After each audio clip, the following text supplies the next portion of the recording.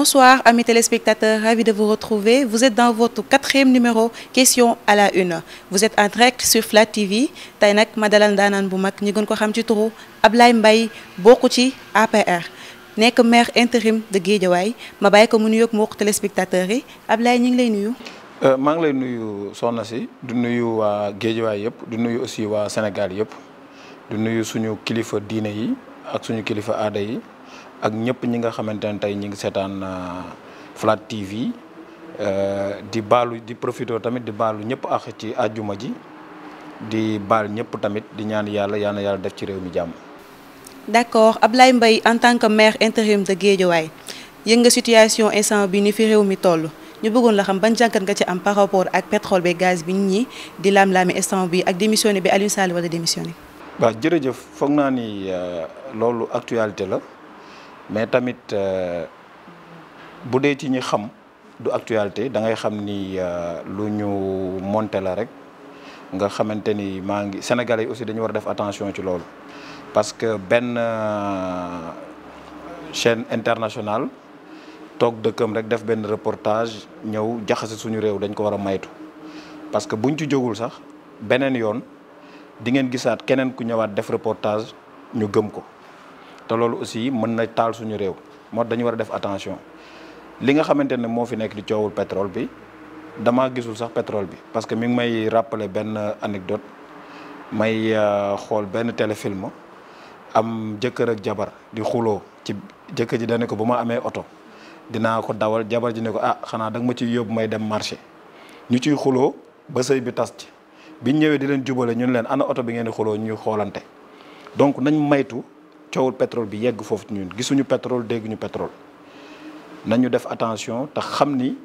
dëkk yi nga xamante ni pétrole mi ngi fay feeñ yëpp ñi ngi def tout pour jaxase dëkk yooyu ba ñu nekk ci situation moom te ni du arranger kenn te tamit ñi nga xamante ni aussi dafa am ay lobby yu nekk seen ginnaaw di leen financer di leen jàppale pour ñu taal suñu Sénégal aussi ñun ñëpp nañ ci ibbi suñuy bët xàmmee leen bañ leen a déglu te xam ni aussi Sénégal réewu jàmm la réewu teraanga la ci loolu lañ ko xamee donc loolu daal laa bëggoon lancer un appel sénégalais ñu xam loolu. li Ablaye suñu déggee ci say wax maanaam mbirum pétrole bi gars yi di wax kon loolu amul. dara amu ci lépp ay sos la rek ak ay li nga xamante ni teguwul fenn parce que boo gisee ñi ciy wax ñëpp dañuy wax rek mais kenn indiwu ci preuve Aliou ñu ngi koy accuser kiy accuser nit ki moo war a indi preuve ni li mu def mi ngi ni moom mi ñu accusé bu ko neexee mu ne du man bu ko neexee mu waat sax mais ñoom ñi accusé ñëpp ba ñu demee dig sax ku ci dem dig ay copie de journaux la ñu yóbbuwuñ dara lu fiable moo lay wan ni lii c'est purement simplement politique donc dara amu ci Aliou nit ku set la gor la jullit la am ambition di liggéeyal Sénégal ba pare yàlla may ko mu am ay compétences ba yi nga xamante ni ñi ngi ko koy dénk mu ciy def ay résultats loolu nag parfois dina indi ay jalousie ci fa nga nekk dina indi ay jalousie aussi ci opposition bi mais nag ñu xam ni rek dañu war a def ndànk parce que réew mi ñun ñëpp ñoo ko bokk. mais moom vu que démissionné vu que liñ koy tuumaal du dëgg lan moo tax porté wul plainte muy démissionné di gën a taqal boppam. waaw xam nga boo gisee annoncé woon nañ day porter plainte justice jël affaire bi en main bu justice jëlee affaire bi soxlaatul muy porter plainte da koy bàyyi lépp ci loxoy yoon looloo tax nag bi mu demee ba xam ni. dafa war a démissionner pour mettre à l'aise le président de la République pour mën a nekk à la disposition de la justice mu démissionner bien que nag ñun ànduñu ci parce que bu doon suñu sago day téye direction bi mu yoroon continuer liggéey te du tee buñ ko woowee mu dem wuy ji parce que fonction yi mu yor jotewul dara ak bu waree dem wuy ji ak bu waree toog amul benn amul dara lu koy gàllankoor ba tax na aussi gis ngeen vraiment liggéey bi mu commencé woon di ko def biir CDC teg 2 tours yi nekkoon Mamel vraiment jàppale éducation biir CDC am ay ambition nationale internationale demoon na sax bay waaje vraiment def forum des CDC mondial waroon ko organiser fii ci Dakar ngay xam dimension nit ki dimension bi nga xam te ne am na ko ci Sénégal dimension bi nga xamante ni am na ko au plan national ak compétence yi ak li nga xamante ni bëggoon na ko liggéeyal Sénégal mais loolu lépp aussi dañ koy delloo rek ci loxo suñu borom xam ni tamit nit ak destin am yàlla mooy dogal mais dañ koy nangu jël ko ak philosophie ànd ci di ñaan yàlla aussi yàlla seetal ko ci lépp ba nga xamante ni tey lii ñu koy jiiñ yëpp yàlla leer lépp nañ xam ni ay politiciens ñoo nekk ci ginnaaw rek di yàq rek parce que dañu soxor rek te man dama tiit ci réew mi ci soxor gi ñu nekkee léegi parce que sénégalais yi léegi vraiment politique bi bu njëkkoon politique bi ma daan gis mu nekk politique débat d'idées ay waxtaan dem ñuy ay proposition ay contre proposition mais léegi politique bi ñuy def politique gu soxor la politique gu yàq nit la politique gu détruire doomu aadama la te loolu aussi rafetul donc loolu rek laa ci doon waxtaan. léegi moom mu nekk ci ay droit am la moo tax justice nanguwul plainte boobu alors que ni moom mu nekk ci ay droit am lu tax kaasul loolu. mu nekk ci ay. nekk ci ay droit am ba pare justice nanguwul loolu la moo tax loolu. non mi ngi nekk ci ay droit am parce que xam nga enquête buñ ci nekkee xam nga procureur nee na ku am kuy tuumaal Aliou ñëwal dig nga indi mais ñoom ñi ngi dem di yóbbu bu paree dinañ jël dossier bi buñ jëlee dossier bi nañ xool ndax liñ koy tuumaal am na wala amul te fii ma toll nii may wax ak yow ñi fa dem ñëpp Ousmane Sonko nanguwul dem parce que kon li mu doon wax dara du ci dëgg Abdoul Mbaye nanguwul dem kon li mu doon wax dara du ci dëgg ña fa dem ay coquilles lañ fa yóbbu ay coquilles vides lañ fa yóbbu yóbbuñ fa dara lu dul ay journaux copie-collé rek teg naan d'après information bi d'après lii donc amul dara lu sérieux quoi ci wax ji ba tax na aussi li ñuy def daal mooy être à la disposition de la justice am confiance suñu justice sénégalaise déglu leen ba ñu pare seen enquête ñu xool li ñu war a def ñu def ko jël nañ suñuy avocat matuwaay ñu war a def nañ ko ñu ngi déglu daal. kan moo la wax ne ñoom ay copie-collé nañu yóbbu. kan lan moo la ko wanle ban firnde nga ci am ne ñoom ay copie-collé nañu yóbbu est-ce que amuñu ñoom tamit ay preuves. mais bu ñu génnee ñoom la ñuy wax dégg nga ko ñoom ñëpp wax nañ fi bis bu ne nga dégg ku dem dikk bu génnee buñ ko laajee mu ne waaw d'après information bi ma amoon fii journal bi moo bindoon li reportage BBC moo def li mais reportage ak enquête ak yooyu yëpp boo xoolee ñoom daal dañu nekk ci benn genre mën naa ni kabal boo xamante ni daal li leen intéressé daal mooy yàqu image Aliou Sall mais amuñu benn preuve ci li ñuy wax te maa la ko wax fii tey doo fi gis kenn ku génn preuve bu fiable wane lii may wax ni am na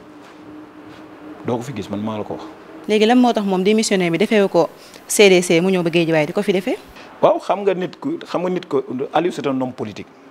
Aliou Guédiawaye la dëkk Aliou mooy maire Guédiawaye te CDC boobu mu yor aussi dafa liggéey ba am résultat Guédiawaye moo tax ñu fal ko CDC li mu bëggoon nag ñëw dajale ay militants dajale ay responsables politiques dajale ñëpp toog waxtaan ak ñoom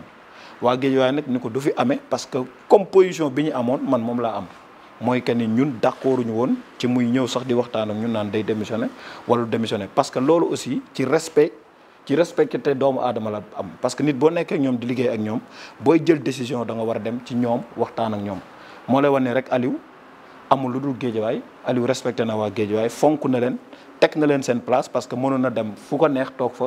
defe fa démission mais am cër ci Guédiawaye moo tax mu defe ko foofu fii ci Guédiawaye. ñu gis ko mu def lu ñëpp di coow mooy kaamin bi mu téye di ci waat lan moo tax mu def loolu ndax dafa bëgg ay firnde yu leer yi nga xamante ni askan wi war nañ koo am ci moom.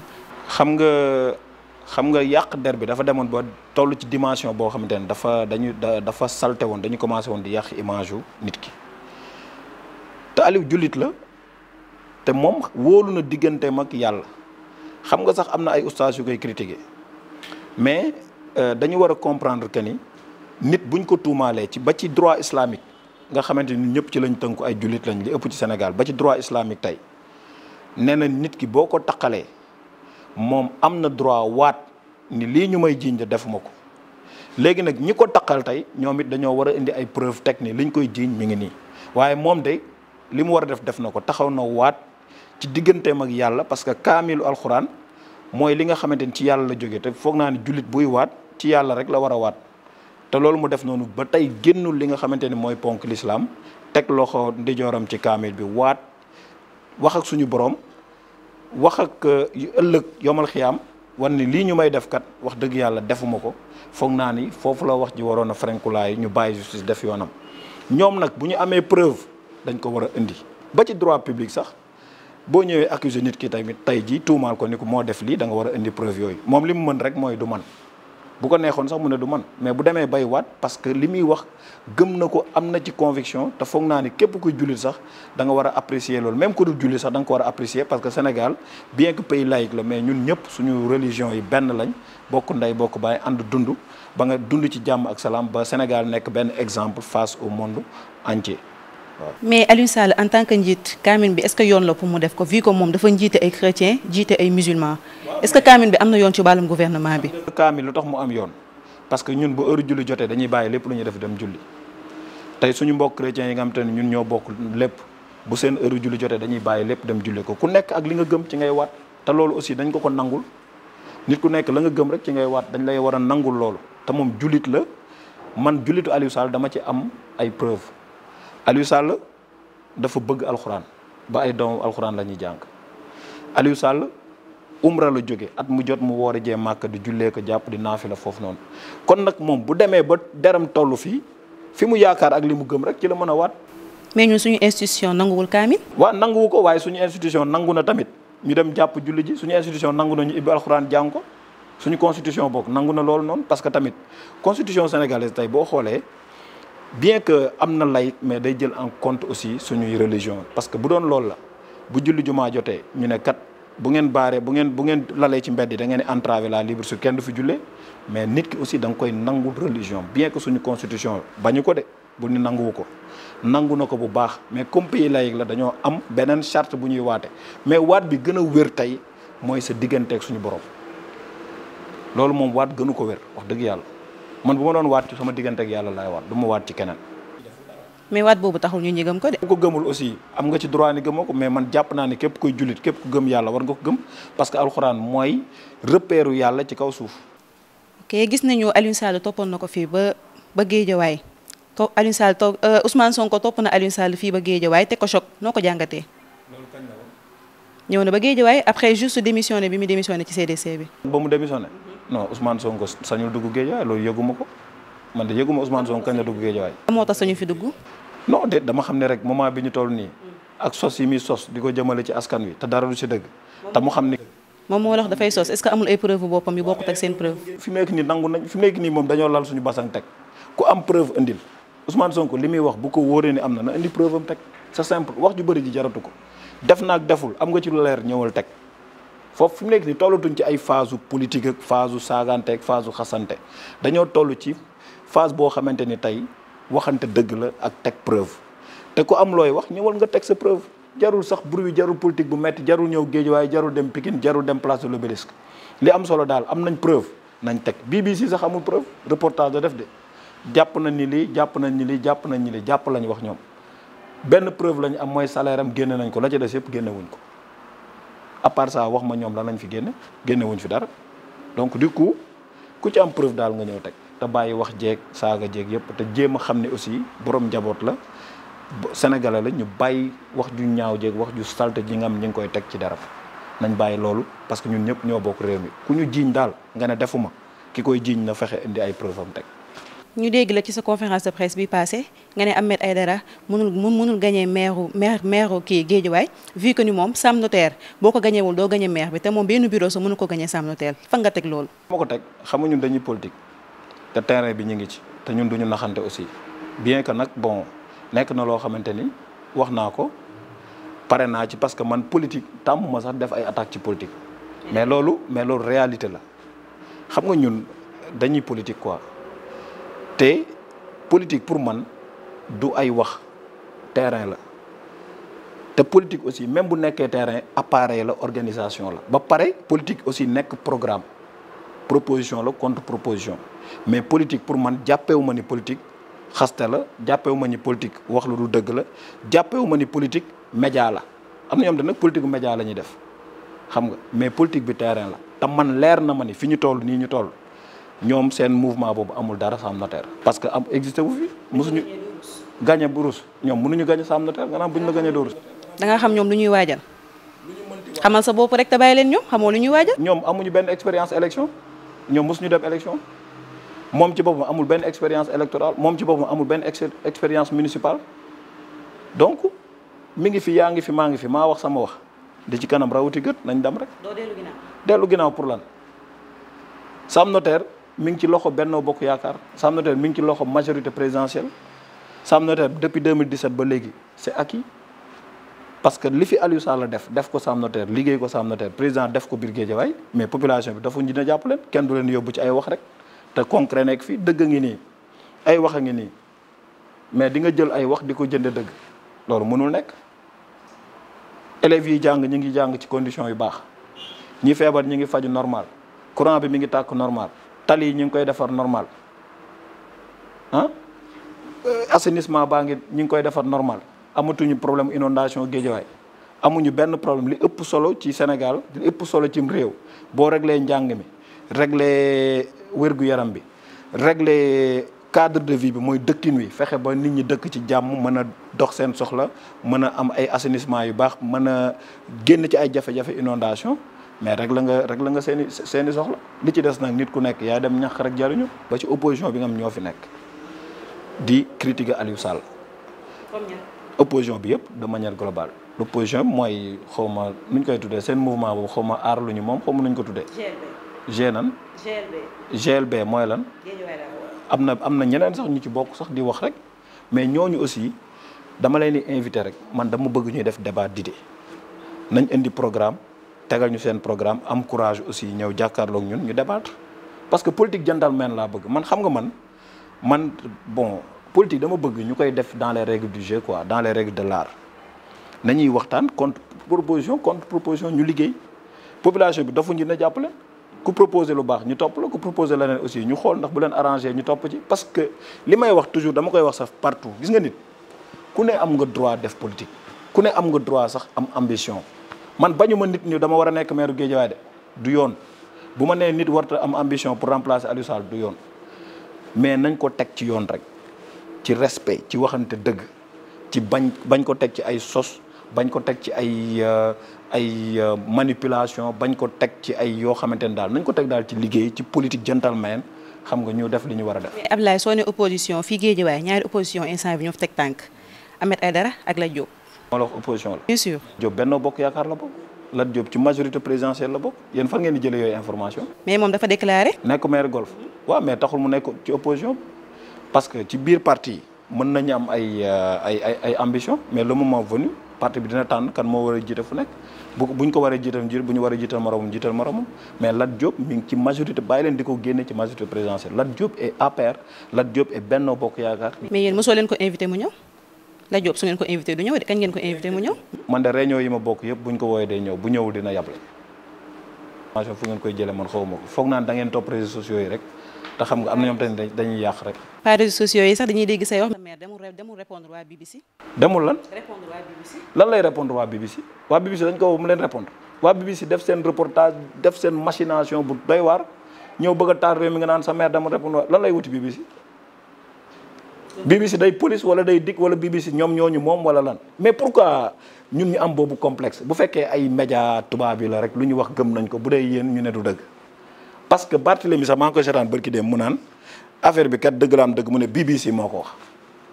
BBC moo ko wax la wax comme preuve BBC moo ko wax rek dëgg la ah BBC lu mu wax rek dëgg la nañu arrêté yooyu waay te dox ci dëgg nañu arrêté yooyu te bàyyi caaxaan nañu arrêté yooyu te bàyyi soxor. ñëwu leen de wante ñëwu leen ci BBC bi. mais lu ñu fay def lu ñuy def BBC. soxna si lu ñu fay def. na ngeen toog di xaar ñu leen ñu woo. mais lu ñu fay def laa xamul lu ñu toog di xaar ñu ñëw. mais da ngeen seetal seen der. mais seetal suñu der yéen doy ngeen ñu ci. wala yéen da ngeen bëgg ñu dem BBC pour mu daw ndëg. mais ngeen dem pour askan wi xam ne waa APR kat jug nañ pour seetal seen der. dama ni fu ñuy seetal suñu der BBC. mais jaruñu ko pour lan ñuy dem BBC. BBC mooy kan ba ñuy dem BBC di seetal suñu der ñoom wax nañ fi seen i kàcc yu saf sàpp teg amuñu preuve ñun kay yéen doy ngeen ñu pour ñu seetal suñu der yéen kay dem leen def seen investigation ngeen wër ndax li Aliou Sall liñ koy jiñ dëgg la wala dëgg ngeen indi preuve yi te nag li ma la wax ni demal nga def ko kenn par kenn demal ci Abdoul Mbaye dem ci Ousmane Sonko dem ci Thierno Alassane Sall dem ci Mamadou Lamine Diallo dem ci ñoom ñëpp ni leen ana preuve yi ñu wan la ko boo fi jógee rek fexeel nga kontaan ñu jox la preuve. kayit la de te tubaab bu waxee dañuy gëm. ah kayit la de te tubaab bu waxee dañuy gëm. waaw mais ana kayit bi laa wax ana kayit bi. Ablaye nga ne lan moo tax yow nga teg kii choc Ousmane Sonko nga ne Ousmane Sonko du wax dëgg Ousmane Sonko dafa bëgg yàq suñu pays dafa bëgg tilimal suñu dëkk lu waral loolu lan moo tax xiiroo bi ngaayoo boobu rafet na ci en tant que ay citoyen. non mais xam nga ñun ay nitu dëgg lañ xam man bi nitu dëgg laa man tey politique jaralu ma may fen man politique jaralu ma may fen ci àddina parce que xam naa sama bopp te xam naa fi ma bokk te respecté naa leen te bëgg naa buñ may seetaan naw ma parce que dafa am yar buñ def ci man nee naa la jullit du fen nit ki booy wax da ngay wax lu la wóor kenn si ñoom du wax lu la wóor c'est ça le malheur boo gisee ma teg ko choc parce que day ñoom ñëpp dañuy taxaw di woote jullit dañuy taxaw di woote ay croyants te duñu wax dëgg lépp action bu ñu mën di def pour taal Sénégal rek moo ne si jublu tey ma jox la benn exemple bu fekkoonte ne tey li ñuy wax gëm nañ ko mu den conviction ci ñoom dëgg est-ce que jar na wàcc ci mbedd bi di taal ay pono doo jël li nga am mu doon lu wóor nga dem teg ko ci loxo yoon ni mi ngi nii ba pare woo presse bi génne ko wane ko ni mi ngi nii wax ji jeex même bu fekkee dëgg la sax justice réew ni bàyyil ma jël dossier bi nga bàyyi mais du ñu bàyyi de parce que politique la ñuy def ñu ne vendredi bu jot dañuy woote place est-ce que loolu am na sens nit ñi war a liggéey commerçant yi war a jaay sénégalais yi war a dox seen soxla ñu nekk foofu naan chaque vendredi ñu nekk fa di tympaniser nit di wax la même chose Aliou Sall wax nañoo wax ba mu démissionné pour seetal dara. est-ce que defu ko pour wàññi bruit bi calmer ko. wàññi bruit mais Aliou Sall boo ko xoolee xam ni ko am fit la déedéet Aliou Sall boo ko xoolee xam ni ko am fit la il est très courageux Aliou Sall faalewul ñoom Ousmane Sonko defu leen sax nawle parce que Aliou Sall patriote la Aliou Sall du jox luy taal réewam Aliou Sall du fen Aliou Sall du nekk ci derrière ay lobby ñu koy jox xaalis pour muy taal Sénégal te ñoom ñëpp ñu ngi ci ay derrière ay lobby ñoom Ousmane Sonko Abdoul Mbaye Thierno Alassane Sall. léegi la moo tax Mamadou Lamine Diallo ah. comme que moom faalewul ñoom Ousmane Sonko la moo tax muy daw di démissionné mënul woon toog. mais dawul di démissionné déggoo li ma la loolu kay ñëw naa ci sama introduction gis nga nit buñ la tuumaalee day toll foo xamante ni tey da ngay jël say responsabilités parce que Aliou jàpp na ni pour mu mën a dem ci combat bi pour mu mën a xeex bi li ko gënal moom mooy mu nekk un homme libre loolu ñun nangul nañ ko mais ñun li ñu gënaloon mooy mu toog continuer xeex ñu jàppale ko ci mais comme moom loolu la gis aussi dañ ciy ànd ak moom mais moom deful dara te nag li may wax daal wax ji jaru muy gudd muy gàtt maa ngi défier ñoom ñëpp ku ci am preuve ñëwal nga teg ci taabu ci loolu daal laa bëgg. waaw ndax seen tur yi ngay tudd ci sa conférence de presse ndax jaroon na ko. ñoom li ñuy def ndax ñoom jar na ko ñoom tamit. yàq der gi ñuy wër di yàq der ñoom. mais yaakaar nit ba leen yaa ngi ci say dëgg jarul ngay tontu ñi nga xamante ni dañoo nekk di yàq. mais tey jaan olof nee na jaan dafa jëf luggukat bi wax xam nga jaan day dox ba màtt la luggukat bi di wax ba dangar bi dañ doo dee mais ñoom dañuy jëf lu pour yàq pour empoisonner Sénégalais yi ñun lépp lu ñu mën ci wax pour seetal suñu der dinañ ko def loolu kese la. ci wax rek ngeen mën pour seetal seen der. dañuy def buñ la jiiñee loo deful nooy def. amoo jël ay preuve. non buñ la jiiñee loo def ñun dañ ñoo jiiñ lu ñu doy preuve ñun lañ jiiñ kay wala déggoo wax ji yow bu nee la sàcc nga. te yow li nga sàcc sàccoo ko noo koy génne yow kay boo nee ma sàcc nga neen yaa sàcc lii mi ngi nii voilà.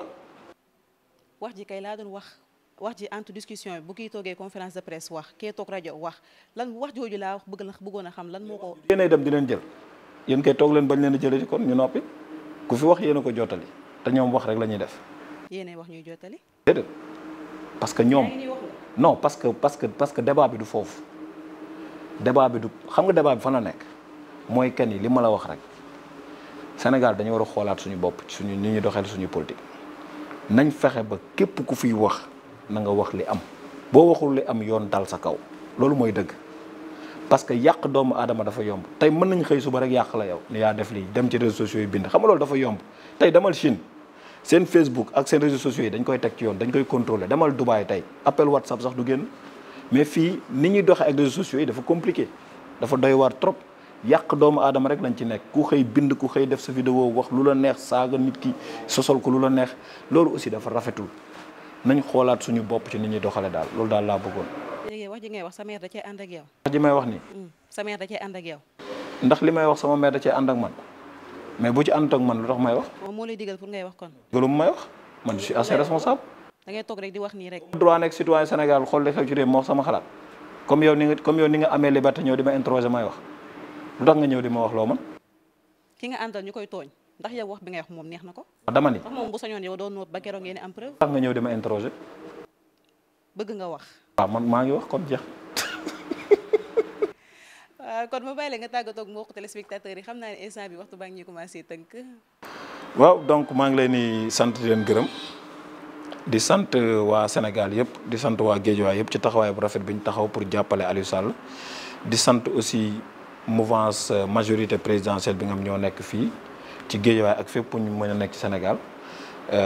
ci taxawaay bi nga xamante ni ñu ngi koy taxaw pour jàppale suñu maire Aliou Sall donc maa ngi leen di sant di leen gërëm di ñaan aussi yàlla na yàlla def ci réew mi jàmm di tey dama sol sax lu weex parce que bisu àjjuma la. di baalu ñëpp àq nag képp koo xamante ni jàpp nga ne Ablaye Mbaye baal tooñ na ma maa ngi lay baalu dañu xam ne rek man lépp lu ma wax rek jubluwuma ci pour blesser kenn mais dama ci jublu rek pour wax dëgg te yàlla tax loolu kese la noonu daal nañ fexe ba réew mi tënku ci dëgg ñu ànd ci dëgg doxal réew mi ci dëgg loolu daal laa bëgg. leer nga de Badou Xaalis pétrole bi voilà amis téléspectateurs li nañ leen indiloon ci seen 4e numéro question à la une maa ngi remercier sama invité bu baax di remercier sama groupe technique sans oublier les amis téléspectateurs yéen ñu toog di ñu seetaan di leen jox rendez-vous seen prochain numéro inch'Allah question à la une merci beaucoup je vous remercie.